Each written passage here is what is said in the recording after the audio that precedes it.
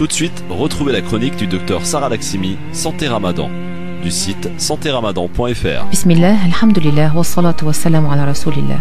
L'allaitement est un moment de communion entre la mère et son bébé. Il n'est plus dans ses entrailles, mais le lien est encore fort. Un moment d'échange unique au monde. Alors qu'en est-il du jeûne? Plusieurs situations peuvent se présenter. Votre bébé est prématuré ou présente un besoin en nutriments de qualité et votre pédiatre vous conseille un allaitement intensif et exclusif au sein. Le mieux et le plus optimal à ce moment est de ne pas observer le jeûne. Vous souhaitez un allaitement exclusif au sein. Aujourd'hui, les études montrent que l'allaitement maternel pourrait prévenir la maladie d'Alzheimer. Vous pouvez tenter le jeûne et si votre lait diminue significativement, vous n'aurez qu'à rembourser les jours non jeûnés ultérieurement. Vous préférez peut-être un allaitement mixte. C'est également une bonne solution qui ne s'oppose pas au jeûne. Il faut savoir que l'allaitement n'est pas incompatible avec le jeûne. Dès lors, vous êtes en bonne santé, bien sûr. Vous aurez soif, beaucoup plus que les autres, parce que l'eau que vous aurez bu au suhour sera utilisée pour fabriquer le lait, et vous serez fatigué, ce qui peut être éprouvant après une grossesse et un accouchement. Cependant, sachez que votre lait sera quand même de bonne qualité. C'est la quantité de votre lait qui pourrait faire défaut.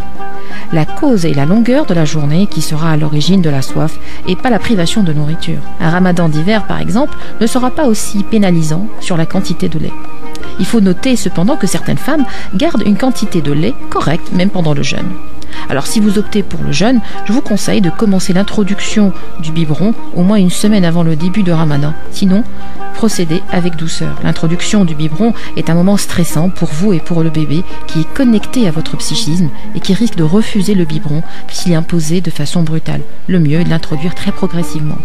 Optez pour la sérénité et la transition délicate.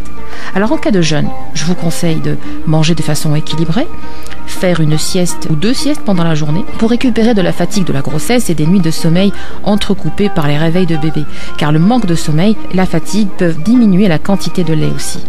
Boire un demi-litre d'eau à l'aube, car le manque d'eau n'altérera pas la qualité de votre lait, mais la quantité pourrait être réduite. Évitez le stress et le bruit, lire le Coran ou l'écouter, car il apaise l'esprit.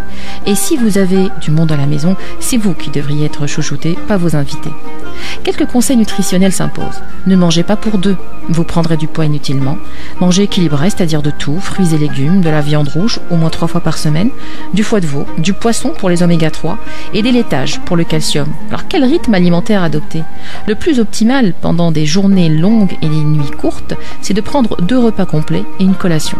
Au repas de l'iftar, des dattes, des pruneaux, des figues séchées ou du chocolat de bonne qualité avec un verre de lait.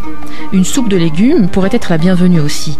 Préférez les veloutés de légumes mixés avec une cuillère à café d'huile de colza parce qu'il est riche en oméga 3 ou de l'huile de noix qui est également riche en oméga 3 ou de la crème fraîche normale, jamais allégée car elle contient de la vitamine A et D qui sont utiles pour votre bébé. Accompagnez votre soupe d'un féculent complet et bio, ainsi que d'une viande ou d'un œuf et demi. Au moment de la collation, prenez un laitage de votre choix. Vous pourrez l'accompagner de céréales, de flocons d'avoine ou de muesli si vous avez faim. Dormez, le sommeil est capital pour la synthèse du lait. Suivez le rythme du bébé, si vous le pouvez bien sûr. Au suhour, ou repas de l'aube, essayez de vous lever pour le suhour, car c'est un repas qui est fondateur pour une longue journée de jeûne, allaitant ou pas d'ailleurs. Attablez-vous autour d'un steak haché ou d'une entrecôte si vous pouvez. Sinon, prenez 2 tranches de poulet ou de dinde qu'on trouve dans le commerce toutes prêtes. Accompagnez votre pain avec du son. Si vous le faites maison, c'est mieux. Associez-le à du son de blé ou du son d'avoine. Bio. Mangez une tomate tranchée avec un filet d'huile d'olive ou du basilic par exemple. Ce modèle n'est bien entendu qu'un exemple. À vous de varier et d'innover. Si bébé pleure pendant que vous mangez, c'est papa qui s'en occupe. Finissez votre repas. C'est important pour vous et pour le bébé. N'oubliez pas les 2 verres d'eau qui assureront la quantité de lait jusqu'à l'après-midi. Enfin, la décision de jeûner ou pas vous incombe. La dérogation divine est valable pour vous comme pour les femmes enceintes. C'est à vous de choisir le mode d'allaitement que vous souhaitez. Dans tous les cas, choisissez la douceur. Votre bébé s'en souviendra. Que notre jeûne soit agréé. Wassalamu alaikum wa rahmatullahi ta'ala wa barakatuh.